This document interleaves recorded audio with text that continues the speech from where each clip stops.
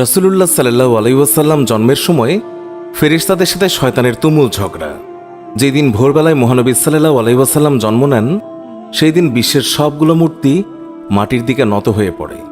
ইরানের রাজার বিশাল প্রাসাদের বারান্দা কেঁপে ওঠে এবং ছাদের 14টি প্রাচীর ধসে পড়ে। বিশ্বের সব সম্রাটের সিংহাসন উল্টে পড়েছিল। বিশ্বের সব রাজা বোবা হয়ে পড়েছিলেন, অর্থাৎ তারা কথা বলতে পারছিলেন না। সেদিন গণকদের সব জ্ঞান লুপ্ত হয় এবং জাদুকরদের জাদুগুলো অকার্যকর হয়ে পড়ে। বিশ্বনবী সাল্লাল্লাহু আলাইহি ওয়াসাল্লাম জন্মের সময় শয়তান তার সন্তানদের মধ্যে আর্তনাদ করে ওঠে। ফলে সবগুলো শয়তান তার কাছে এসে বলে, কেন এত পেরেশান বা উদ্বিগ্ন হয়েছ? সে বলল, কাল রাতে কি হয়েছিল? রাতের প্রথম থেকে এই পর্যন্ত দেখেছি যে আকাশ এবং জমিনের অবস্থা বদলে গেছে। ভূপৃষ্ঠে ঘটে গেছে এক বিরাট ঘটনা। ঈসা আলাইহিসসালাম ঊর্ধ্ব আকাশে চলে যাওয়ার পর আর কখনো এত বড় ঘটনা ঘটেনি। সবাই গিয়ে খোঁজ খবর নাও যে কি ঘটেছে। শয়তানরা চারিদিকে ছড়িয়ে পড়ে এবং ফিরে এসে বলে, কই, কিছুই তো দেখলাম না। বড় শয়তান বা শয়তানের নেতা তখন বলল, এই বিষয়ে খোঁজ খবর নেওয়া আমাদের কাজ। আর তারপর সে পবিত্র মক্কার কাবাঘর সংলগ্ন অঞ্চলে আসলো। সে দেখল যে ফেরেশতারা কাবাঘরের চারিদিকে ঘিরে রেখেছেন। শয়তান সেখানে ঢুকতে চাইলে ফেরেশতারা হুঙ্কার দিলেন।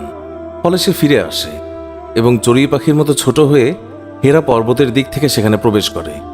জিবরাইল আলাইহিসসালাম বললেন, ওরে অভিশপ্ত, ফিরে যা। সে বলল, হে জিবরাইল, আমার একটা প্রশ্ন আছে, বলতো আজ রাতে কি ঘটেছে?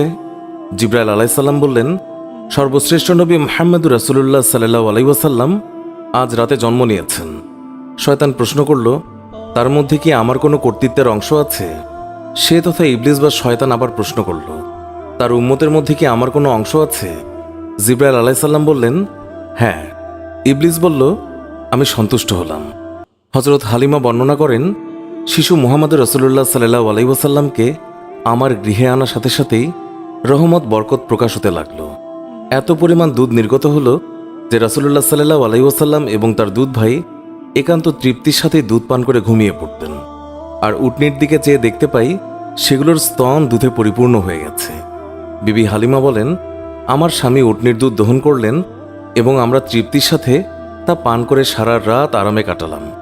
দীর্ঘদিন পর এটাই প্রথম রাত্রি যাতে আমরা শান্তিতে ঘুমিয়ে পড়লাম।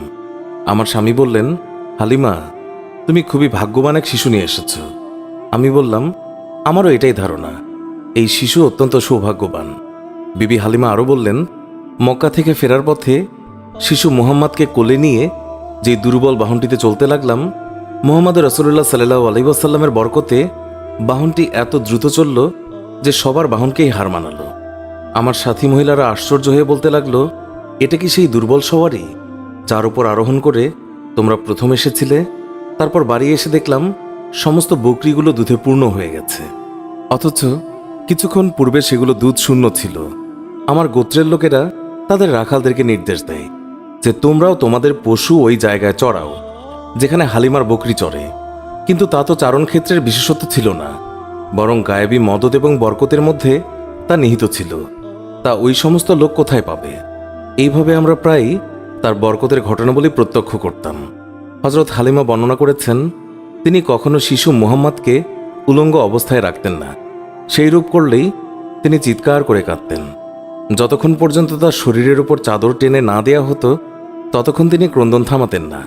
হালিমা বলেন, যেদিন থেকে আমি জানতে পারলাম শিশু মুহাম্মদ সাল্লাল্লাহু আলাইহি ওয়াসাল্লাম উলঙ্গ থাকতে পছন্দ করেন না, সেই দিন থেকে আর কখনো তাকে উলঙ্গ রাখেনি। তার দেহ আবৃত করে রাখার জন্য সর্বদাই সজাগ থাকতাম। হযরত আব্বাস বিন আব্দুল মুত্তালিব রাদিয়াল্লাহু তাআলা আনহু বর্ণনা করেছেন, তিনি রাসূলুল্লাহ সাল্লাল্লাহু আলাইহি ওয়াসাল্লামকে বলেছেন, আপনার নবুয়তের একটি মাত্র নিদর্শন ছিল আমার ইসলাম গ্রহণের কারণ।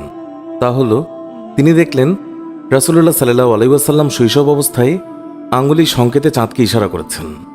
রাসূলুল্লাহ সাল্লাল্লাহু আলাইহি ওয়াসাল্লামকে যেই দিকেই তার আঙ্গুলি ফেরাচ্ছিলেন চাঁদও ঠিক সেই দিকেই আসা যাওয়া করছিল। রাসূল এবং নবী হওয়ার এই একটি উজ্জ্বল প্রমাণ। শিশু মুহাম্মদ হালিমার গৃহে থাকা অবস্থায় কখনো তার উভয় স্তন থেকে দুধ পান করেননি। সবসময় তিনি একটি স্তন থেকে দুধ পান করতেন, অপরটি তার দুধ ভাইয়ের জন্য রেখে দিতেন। ন্যায়বোধের এমন চরম দৃষ্টান্ত পৃথিবীতে খুবই বিরল। সত্যি এটা একজন মহামানবের পক্ষেই সম্ভব। শিশু রাসূলুল্লাহ সাল্লাল্লাহু আলাইহি ওয়াসাল্লামের দ্রুত বর্ধনশীল দৈহিক অবস্থাও একটি লক্ষণীয় বিষয়। 2 মাস বয়সের সময় তিনি অন্যান্য শিশুদের সাথে হামাগুড়ি দিয়ে ফিরতে লাগলেন। 3 মাসের সময় দেয়াল ধরে হাঁটতে লাগলেন। যখন তার বয়স মাত্র 5 মাস, তখন বিনা অবলম্বনে হাঁটতে শিখলেন। 7 মাস বয়সের সময় তিনি ফিরতে লাগলেন এবং মাত্র 8 মাস বয়সের সময় তিনি কথা বলতে সক্ষম হন। তার এই গুণগুলো নিশ্চয়ই তার মুজিজার মধ্যে অন্তর্ভুক্ত এবং তিনি উম্মতে মুহাম্মাদির শাফায়াতের কাণ্ডারী। সারওয়ারে কায়নাত, দোজাহানের সম্রাট রাসূলুল্লাহ সাল্লাল্লাহু আলাইহি ওয়াসাল্লাম অতি শৈশবকাল থেকেই একান্তভাবে পাক সাফ থাকতেন। সাধারণত শিশুরা নিজের প্রস্রাব পায়খানা নিজের অঙ্গে প্রত্যঙ্গে বা জামা কাপড়ে মাখে, এমনকি তা মুখে দিয়ে থাকে। রাসূলুল্লাহ সাল্লাল্লাহু আলাইহি ওয়াসাল্লামের দুধমাতা হালিমা রাদিয়াল্লাহু তাআলা আনহু তিনি বর্ণনা করেন, শিশু মুহাম্মদ কখনোই বিছানায় প্রস্রাব পায়খানা করেননি, নিজের অঙ্গ প্রত্যঙ্গ এবং কাপড় অপবিত্র করেননি। তাকে বিছানা থেকে উঠিয়ে 2 পায়ের ওপর দাঁড় করানো ব্যতীত কখনো পায়খানা প্রস্রাব করতেন না। সাথে সাথে তাকে পরিষ্কার করে দিতাম। তিনি যে আল্লাহ তাআলার সৃষ্ট মানুষ, তাতে আমার কোনোই সন্দেহ ছিল না। সুতরাং সর্বাবস্থায় পাকসাফ থাকা তার পক্ষে অস্বাভাবিক কিছু নয়। মহানবী সাল্লাল্লাহু আলাইহি ওয়াসাল্লামের দেহ নূরের তৈরি বলে তার শরীরের কোনো ছায়া ছিল না। মানুষের ছায়া কত ময়লা আবর্জনার উপর পতিত হয়, কত পশু পাখি অথবা মানুষের পায়ের তলায় ছায়া পতিত হওয়ার সম্ভাবনা থাকে, কিন্তু মহানবী সাল্লাল্লাহু আলাইহি ওয়াসাল্লামের পবিত্র দেহের ছায়া এইভাবে অপদস্থ হওয়া আল্লাহ তাআলার অভিপ্রেত নয়। এই জন্য আল্লাহ তাআলা তার দেহ ছায়াহীন করে তৈরি করেছেন। এই কারণে তার দেহের ওপর কখনোই মাছি বসেনি, কেননা মাছি অপবিত্র বস্তু থেকে জন্মলাভ করে, তাই মাছির দেহও অপবিত্র। তাই রাসূলুল্লাহ সাল্লাল্লাহু আলাইহি ওয়াসাল্লামের শরীরে এটি কোনোদিন স্থান পায়নি। হযরত মাইসারা রাদিয়াল্লাহু তাআলা আনহা ছিলেন হযরত খাদিজা রাদিয়াল্লাহু তাআলা আনহার দাস। তাকে খাদিজা রাদিয়াল্লাহু তাআলা আনহা রাসূলুল্লাহ সাল্লাল্লাহু আলাইহি ওয়াসাল্লামের খেদমতে পেশ করেন। তিনি বিভিন্ন সময় বিভিন্ন অলৌকিক ঘটনা প্রত্যক্ষ করে বিস্ময়ে অভিভূত হয়েছেন। তিনি দেখেছেন রাসূলুল্লাহ সাল্লাল্লাহু আলাইহি ওয়াসাল্লাম যখন পথ দিয়ে চলতেন, তখন একখণ্ড মেঘ তার মাথার উপরে ছায়া বিস্তার করে তার সঙ্গে ভেসে বেড়াত। মানুষের আকৃতির এই যে অস্বাভাবিক কার্যকলাপ, এটা নিঃসন্দেহে রাসূলুল্লাহ সাল্লাল্লাহু আলাইহি ওয়াসাল্লামের একটি অনেক বড় মুজিজা, যা নবীর শৈশবকাল থেকে লক্ষ্য করা যায়।